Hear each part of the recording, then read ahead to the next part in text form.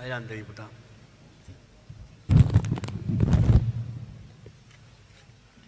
Gracias, señor presidente. Bueno, es una sesión rara, una sesión donde discutimos cosas parciales, declaraciones, pero los problemas centrales graves que aquejan a esta ciudad no. Estamos en una sesión en el marco de murió Ramona Medina, de que se quintuplicaron los casos en las villas de emergencia, donde tenemos problemas muy graves en los geriátricos, en los paradores, y seguimos en una sesión donde no podemos discutir esos problemas profundos que pasan con los sectores más vulnerables de esta ciudad. Señor presidente, en 70 días de cuarentena, en medio de esta crisis sanitaria y social, esta legislatura, contando esta sesión, legisló solo 3 veces. Nosotros venimos exigiendo desde el Frente de Izquierda una sesión especial para poder encarar los verdaderos problemas que a diario se oyen en los barrios, en las escuelas, en los hospitales.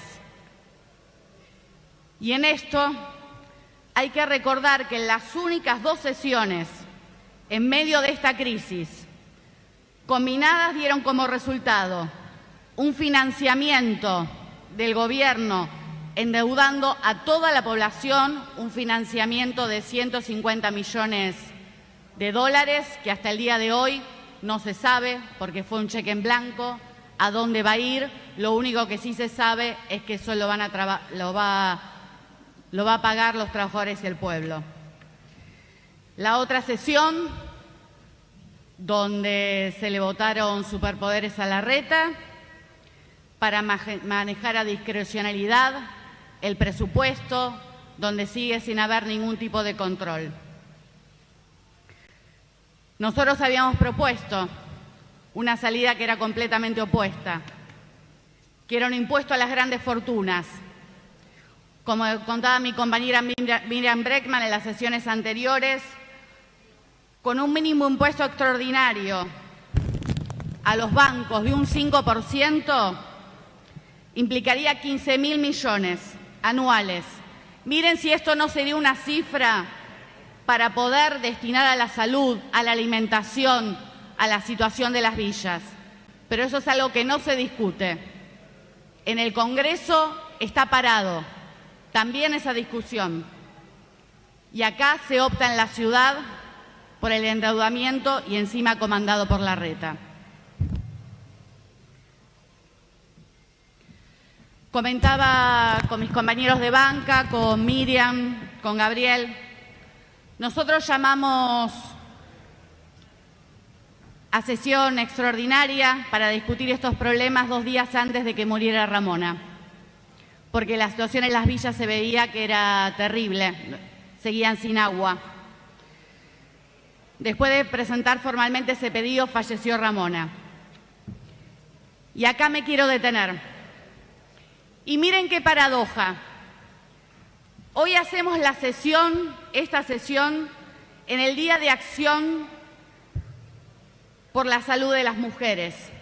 ¿Sabe qué quiere decir ese día?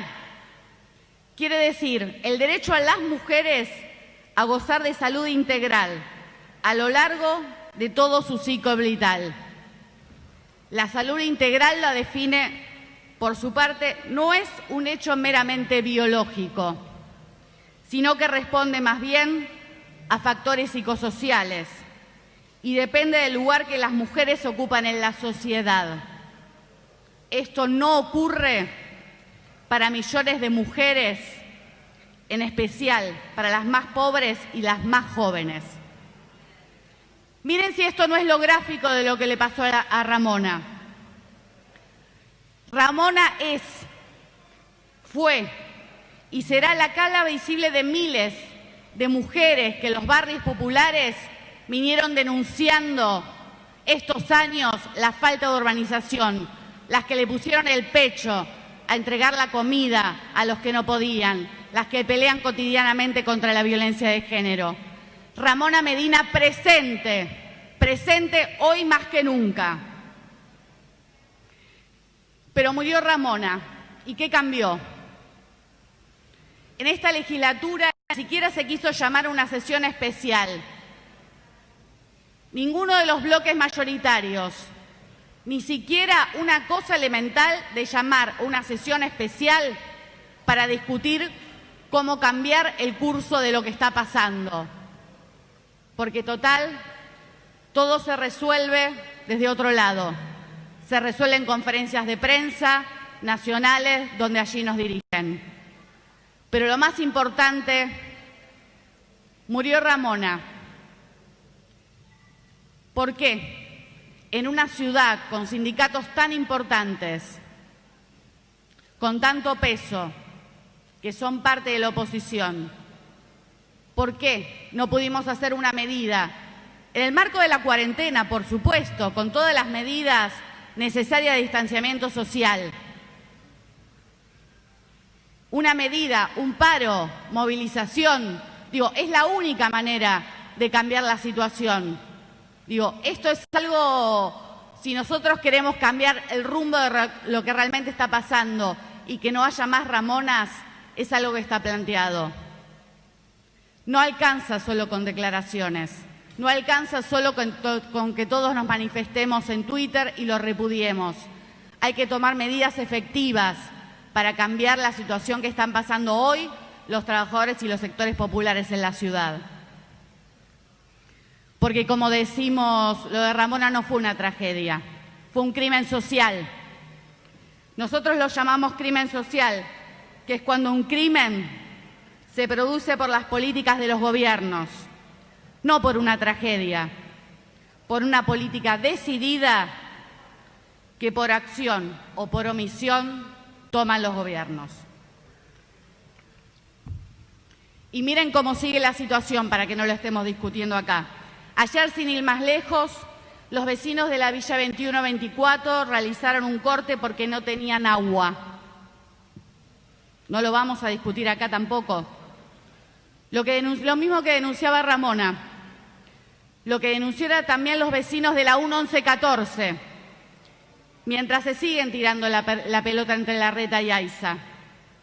El Estado en su conjunto es responsable y el agua sigue cortándose o saliendo sucia, como nos muestra en la Villa 31 o en la misma Villa 1114. Se cuantificaron los contagios. Hay 24 fallecidos, mientras se denuncia falta de información, maltrato y un dudoso aislamiento en los hospitales. Y esto también me lo decían hace 2 días en una protesta que participé en el Bajo Flores. Me lo contaban los vecinos de la 1114. Ahí mismo, los trabajadores del Hospital Piñero, junto a los vecinos del barrio, volvían a contarme sobre la falta de insumos en los hospitales. Barbijos que deben usar todo el día, cuando la misma OMS dice que solo pueden durar entre 3 y 5 horas. Camisolines que deben reutilizar al día siguiente, llevándoselos a lavar a la casa. Así es que en la Argentina se encuentra entre los países con más personal de salud contagiado. Hoy está peleando por su vida Claudio Lugo, jefe de enfermería del Hospital Fernández. En ese mismo hospital, mientras las autoridades anuncian por televisión que hay 52 camas de terapia intensiva, los trabajadores solo cuentan 11. 11 camas. En el Hospital Rivadavia me contaban los trabajadores que a la falta de testeo y medidas preventivas de aislamiento iban cambiando las salas a los pacientes. Por esa falta de recursos se empezaron a mezclar pacientes internados por enfermedades crónicas con los que se encuentran en estado de vulnerabilidad social. Algunos de ellos cursando infección del COVID en forma asintomática. El resultado, 70 trabajadores y trabajadoras tuvieron que ser aislados y a pacientes que ya estaban internados por otras causas, ahora fueron COVID positivo y además hubo que cerrar un servicio esencial como unidad coronaria por las infecciones. En el Raúl Mejía pasaba lo mismo y los trabajadores vienen realizando asambleas. Varios tuvieron que aislarse por contagios en medio de que recibían a los vecinos de la Villa 21-24 en salas mezclándose, que los vimos también, que tuvieron que cortar la calle para denunciar la forma en que se los trataba. En Casa Cuna, los trabajadores denuncian que no tienen los EPP acordes, que desde el hospital no le dan los elementos que atienden a pacientes de la Zabaleta, de la 31 también, que ya son 30 pacientes internados con COVID, que ya hay 8 trabajadores de la salud infectados y que hay 60 trabajadores de la salud aislados del SEM 2 y 4. Denuncian que los elementos de protección son deficientes y escasos, que por ejemplo le dan 4 barbijos quirúrgicos para 12 horas de trabajo. Tengo muchas denuncias, porque son muchas denuncias las que llegan de los trabajadores de la salud. Denuncian que los pacientes positivos que no tienen síntomas de la Casa Cuna, que son de barrios vulnerables, no los admiten en los hoteles. Y entonces se tiene que quedar en el hospital 14 días o hasta que se negativicen. Y te da vergüenza, tanto que preparan centros y demás, ¿para qué? Para estos sectores no. Para la tele o para los que tienen un nivel socioeconómico más alto solamente. Y vuelvo a repetir, la pandemia comenzó hace 2 meses. Tanto el gobierno de la ciudad como el gobierno nacional nos vienen diciendo que todo este tiempo fue para prepararse. Bueno, las denuncias de los trabajadores de la salud y las protestas que vienen realizando desmienten esta situación. 19 fallos judiciales en contra tuvo el gobierno de la ciudad por la desprotección en los hospitales.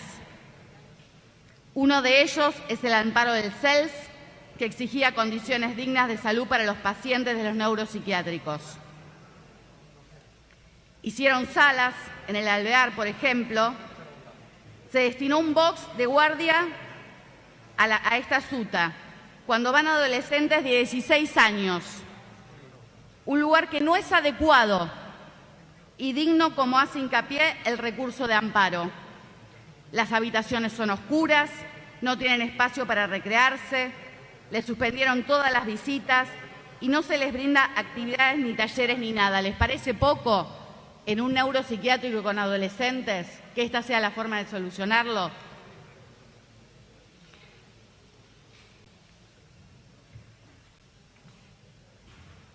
Recibimos también denuncia de los trabajadores de Casa Cuna y lo que queremos plantear acá realmente es que lo que se necesita es un proyecto para cuidar a los que menos tienen. Nosotros del Frente de Izquierda, el 27 de marzo, presentamos un proyecto para decir que había que testear a todos los trabajadores de la salud, que había que incrementar el presupuesto para darle todos los insumos necesarios, que había que unificar también el sistema de salud público con el sistema de salud privada. Nada de eso sucedió. Y estamos acá, como decía antes, con los trabajadores de la salud, con todos estos reclamos y siendo uno de los países con más contagiados de salud del mundo.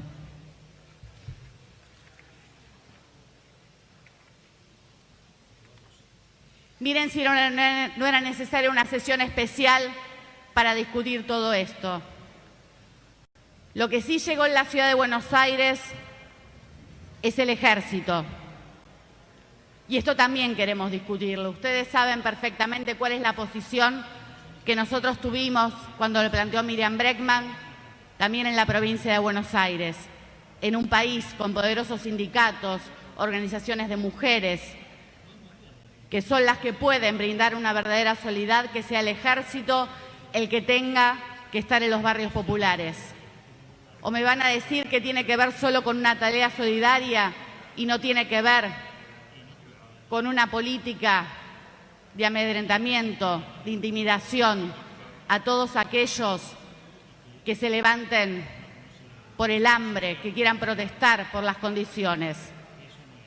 porque estos grandes problemas irresueltos, como lo del hambre, tampoco está resuelto. Y esto es lo que tendríamos que estar discutiendo acá. El fallo judicial que logramos con Miriam Bregman sigue teniendo sentencias judiciales en contra. Ya termino, señor presidente. Y ayer me contaban las familias en la Villa 2124, donde yo trabajaba, cerró el comedor, Ayúdame a Crecer, lo tuvieron que pasar enfrente a la misma casa de los niños.